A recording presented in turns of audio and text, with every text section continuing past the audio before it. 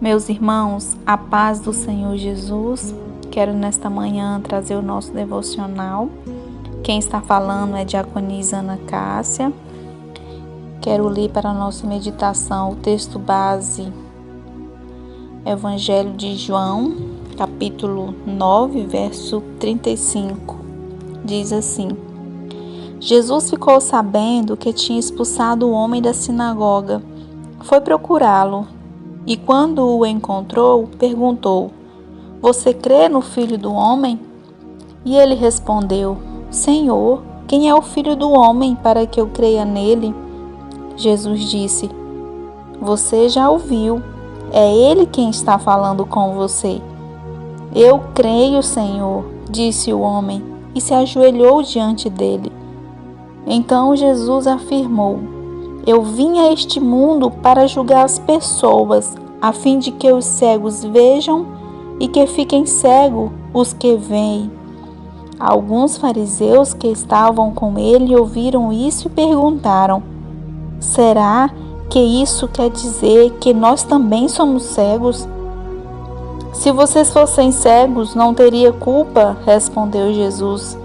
Mas como dizem que podem ver, então continua tendo culpa.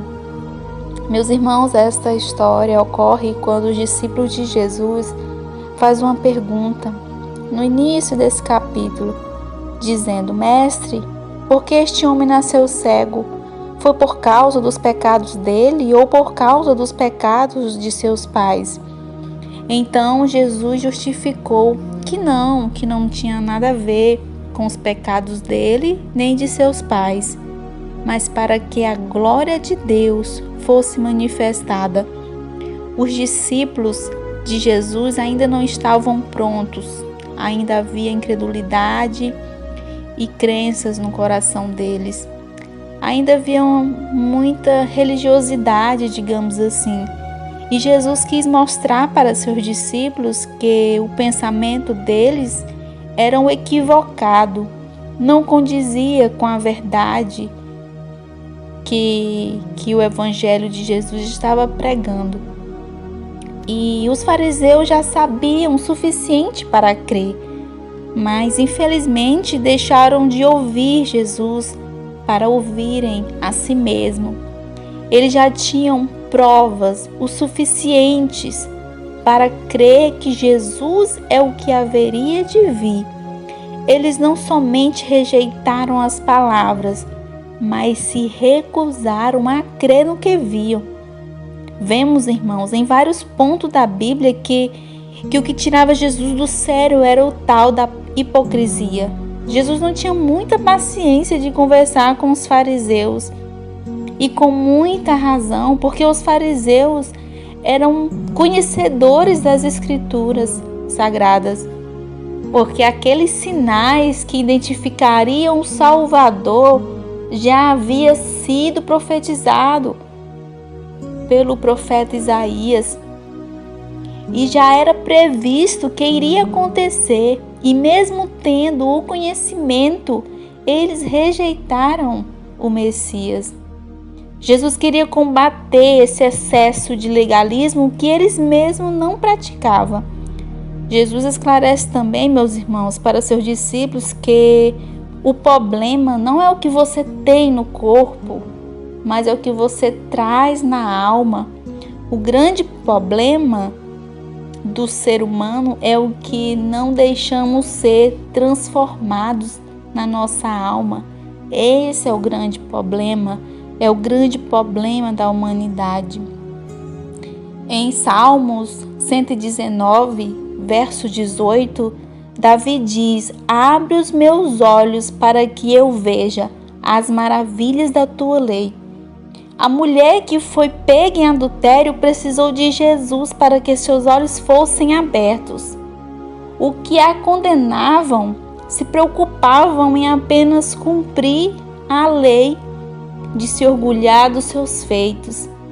Jesus sempre teve tempo para as pessoas, independente do pecado que a cometessem ou o estilo de vida que o levassem.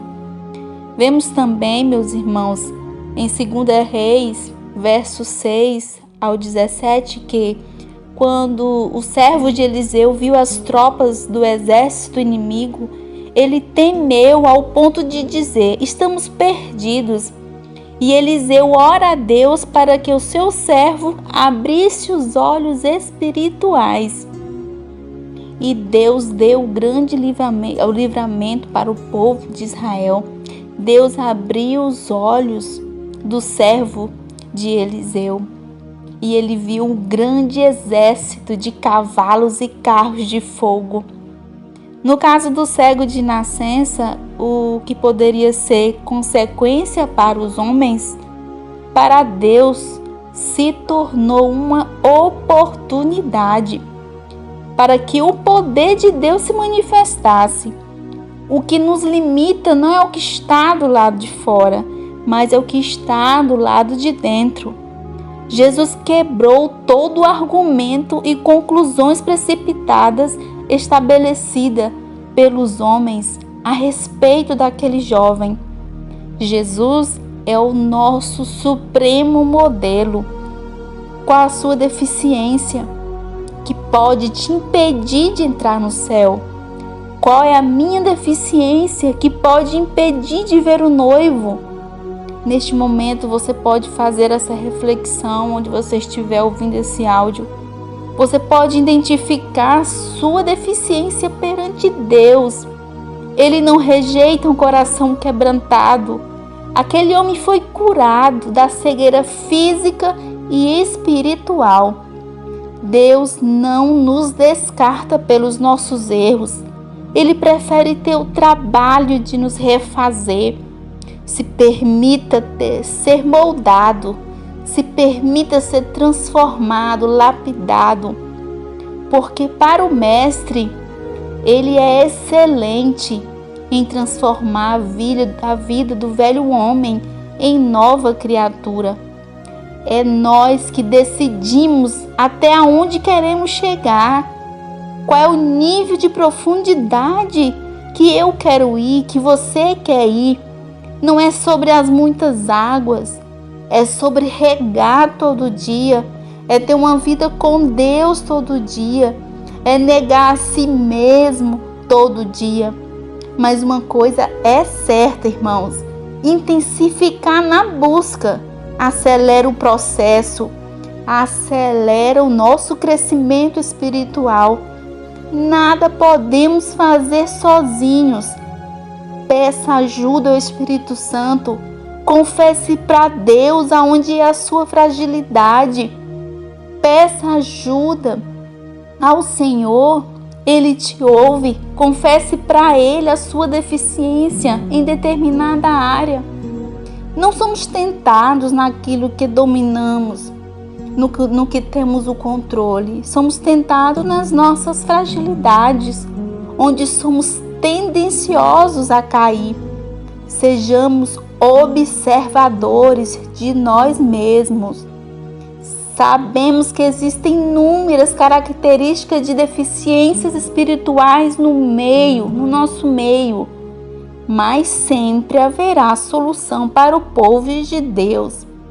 Como é maravilhoso, irmãos, quando Jesus abre os nossos olhos para as coisas espirituais. Nós começamos a enxergar coisas que antes não víamos. A Bíblia diz que se o meu povo, que se chama pelo meu nome, se humilhar e buscar a minha face e se converter dos seus maus caminhos, então eu ouvirei dos céus e perdoarei os seus pecados e sararei a sua terra. Que nós nos prontifiquemos, irmãos, em ter uma vida regrada, alicerçada com Deus. O meu desejo é que o Senhor fale profundamente no seu coração.